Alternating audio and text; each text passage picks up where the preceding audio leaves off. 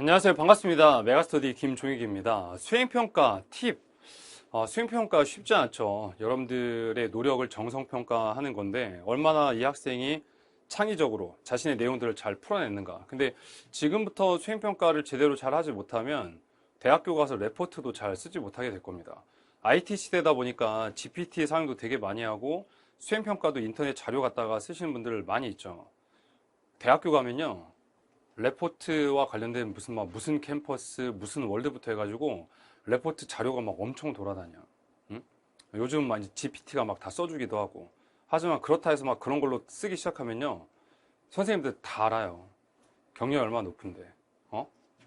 수행평가 하실 때는 일단 수행평가하는 이유는 중학교와 다르게 여러분들께서 진짜 내가 이 내용을 제대로 잘 서술할 수 있나? 내가 이걸 제대로 이해했나? 이런 것들을 평가하려고 하는 거죠. 그런 걸 하다 보면 여러분들이 나 이쪽에 대해서 관심이 있네, 이쪽 분야에 대해 생각이 있네 라고 자신의 진로도 한 번쯤 다시 점검해 볼 수 있거든. 그 과목을 좀 더 심화적으로 학습하면서 이 과목을 현실에 적용하면 이런 내용들이 나올 수 있구나. 그러다 보면 내가 이쪽 공부를 하다가 이쪽 전공을 좀 더 가볼까 라는 생각도 할 수 있어요. 저를 따라와서 윤리 공부하다가 나 윤리교사 되고 싶다 라고 하거나, 아니면 통합사회 공부하다가 나 사회교사 되고 싶다 라고 그렇게 갈 수도 있다고, 공부를 하다가도. 통합사회에서 수행평가 나오는 것들이 뭐 사회불평등, 환경문제, 도시와 지역불균형, 인구변화, 소득격차, 공정한 사회란 무엇인가, 이렇게 뭐 시사 이슈 관련, 그 다음에 지역탐방, 통계자료, 토론발표 이런 것들 나올 때가 있죠.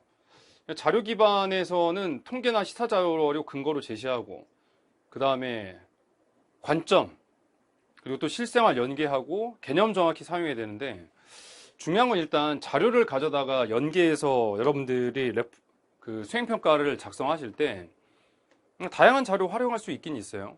근데 중요한 건 인간이 진짜 내가 이건 한 생각이야 라는 부분은 어떤 거냐면, 수행평가의 진짜 팁은 감동과 울림이 있으면 진짜 됩니다. 제가 예전에 학교에 있을 때 수행평가 했을 때도 스마트폰을 활용해서 본인이 배웠던 생윤 주제와 관련된 사례를 검색해 보거나, 아니면 본인의 실생활 사례를 검색해서 찾아서 그와 관련돼서 이야기하고 싶은 걸 한번 작성해 봐라 라고 했거든요. 그럼 진짜 그걸 이제 발표도 시키지, 보통 수행평가 관련된 내용들을. 근데 그냥 줄줄줄 자료 나열해 보면 듣는 사람도 별로 관심이 없어요. 여러분도 솔직히 수업할 때 내가 지식만 계속 제공하고 있으면 내가 일탈한 자리에 있을 수 있었을까? 난 항상 수업이건 뭐건 사람의 울림이 있어야 된다고 생각하거든. 어떤 지식을 전달한다 하더라도 이 지식 속에 담겨있는 실생활에 있어서 감동적인 의미는 무엇이 있을까? 그러니까 여러분도 그런 걸 생각해 보라는 거예요. 수행평가할 때 아무리 객관적 데이터 자료를 제시했다 하더라도 진짜 내 생각, 그 내 생각을 제시할 때 나의 경험을 살짝 집어넣어 보란 말이야. 그래서 여러분들의 이야기를 만들어 나가는 게 바로 수행평가다라고 생각하시면 좋을 것 같아요.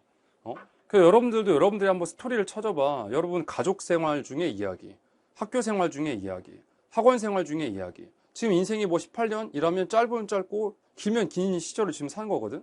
여러분이 어떤 여행을 갔던 이야기, 카테고리 이렇게 나눠놓고 이야기들을 한번 세워보란 말이에요. 어떤 이야기거리들이 있을까? 그걸 생각해보고 수행평가에 집어넣는 거예요.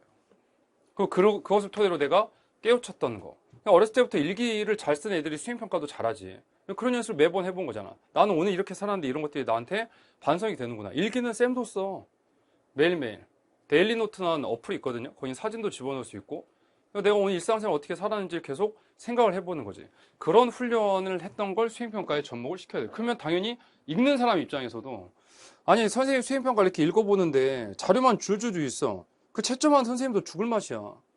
근데 채점하고 있는데 애가 진짜 막 이 지식과 자료와 더불어서 얘는 감동과 울림이 있네? 거기에 점수가 가는 거지. 응? 쌤이 그 연대대학원에서 사회학, 도시 지역사회학 관련된 강의 들으면서 마지막 이제 기말 과제가 소논문 쓰는 거였거든요. 그냥 남들 다 잘 쓰겠지, 소논문을.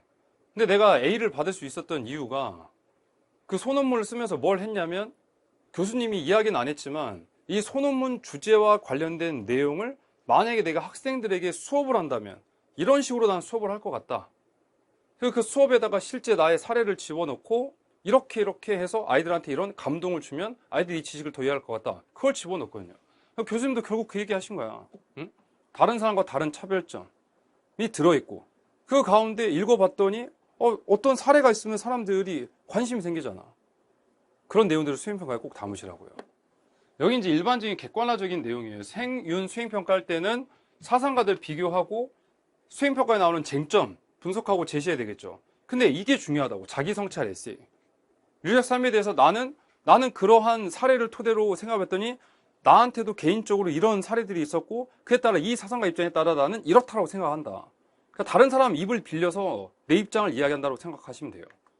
그래야 읽는 사람도 재미가 있지.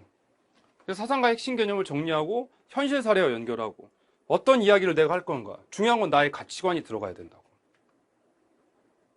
그래서 나만의 수행평가 만드는 거 첫 번째, 나의 관심사랑 경험을 정리를 해보세요, 한번. 그 다음에 과목 키워드에다가 시사적인 내용에다가 나만의 주제로서의 감동거리를 줘보라고. 예를 들면 게임 확률형 아이템 둘러싼 공정성 논란을 통해 본 시장 규제의 중요성 이런 것도 써봐라라고 한다면 관심사, 키워드, 시사점까지 이야기를 하면서 다른 말로 칸트와 벤담 누구의 철학이 청소년 스마트폰 중독 해결에 더 적절한가? 나의 관심사, 과목 키워드에서의 철학의 내용들, 내용 정리하고 시사점에다가는 내가 겪었던 경험, 내가 실생활에서 스마트폰 때문에 어떤 일이 있었는지 이런 걸 토대로 여기에 이런 것들이 됐으면 좋겠다라는 주장이 들어가야 돼요. 그러니까 논증, 논리적인 근거를 대면서 주장을 하면서 수행평가를 펼쳐내야 되는데 거기다 일단 기본적인 자료는 들어갑니다. 정리해드리면 수행평가를 하다 보면 여러분이 여러분의 글을 쓰는 능력을 기르는 거예요. 문해력도 떨어지는 이 시대에 GPT까지 나와가지고 내가 쓰지 않아도 알아서 다 모든 걸 써주는 이 시대에 정말 나만의 글을 쓸 수 있는 능력, 나만의 글을 토대로 나만의 어떤 이야기를 만들 수 있는 능력, 그건 정말 필요합니다. 이건 AI가 할 수 있는 영역이 아니에요. 인간이 할 수 있는 영역입니다. 아무리 로봇이 나오고 AI가 발전한다 하더라도 사람이 사람을 가르치는 것, 이걸 대체할 수 있는 영역이 등장할까요? 학교에 진짜 로봇이 등장해서 가르칠까? 그건 아니란 말이에요. 여러분이 수행평가할 때 최종 목적은 저는 이렇게 가졌으면 좋겠어요. 내가 지금부터 이렇게 나만의 자료를 정리하고 나만의 이야기를 풀어 쓰는 보고서를 만들어 나간다면 나중에 먼 훗날에 여러분 꿈을 한번 가져봅시다. 나도 언젠가는 저기 서 있는 김종익처럼 앞에 서가지고 남들을 위해 나 이렇게 살았는데 너희들도 이렇게 살아보면 어떨까? 라는 이야기를 할 수 있는 사람이 되면 어떨까? 인생에 한 번쯤. 다른 말로 바꿔보면 제가 옛날 학교에 있을 때도 애들한테 항상 했던 말 중에 하나예요. 내가 나중에 다른 사람 앞에 서서 나 이야기를 할 수 있는 무대가 펼쳐진다면 얼마나 좋을까요? 인생에 그런 기회가 단 한 번도 오지 않는다? 생각해봐. 내 인생에 내 나이 한 6, 70까지 다른 사람 앞에서 나 이야기를 전혀 한 번도 할 수 없는 사람으로 클 건지 아니면 그 나이가 되도록 난 정말 이렇게 살아왔기 때문에 당신들한테 자신 있게 난 이렇게 이야기할 수 있어요. 라는 사람이 한 번쯤은 돼볼 건지. 여러분들이 그냥 TV나 매체, OTT 서비스를 보면서 저 사람 되게 말 잘한다. 저 사람 이야기 듣다 보니까 나도 그렇게 살았으면 좋겠네. 저 새끼 말 잘한다. 이런 게 아니라 그래? 유튜버 되라는 게 아니야. 나도 누군가 앞에 서가지고 다른 사람에게 신금을 울릴 수 있는 이야기를 할 수 있는 사람. 그런 무대가 내 인생에 한 번쯤 펼쳐질 수 있다면 그럼 좀 사람이 더 한 걸음 열정적으로 움직이는 것 같아요. 나도 아직 내 인생이 안 끝났다 했잖아. 교사, EBS 강사, 지금 메가스터디 강사. 아직도 나는 꿈 포기하지 않았어. 나도 나만의 무대에 다시 설 나를 생각할 거야. 음악으로. 여러분도 다시 꿈을 키우시고 수행평가라는 과업을 하는 게 아니라 내 인생의 큰 꿈의 그림을 그리기 위한 하나의 작업이 여기 있구나 생각하고 소중하게 생각하고 하시라고요. 막 급해가지고 야 조원들끼리 막 자료 정리해. 빨리 해. 야 그거 대충 이렇게 붙이면 되지. 야 GPT는 뭐라 하던 이렇게 하지 말고. 아셨죠? 너만의 글을 써본다. 그리고 너만의 책이 나온다라고 생각하면 얼마나 더 멋있겠습니까?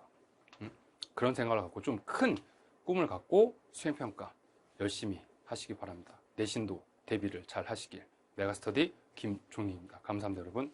사랑합니다.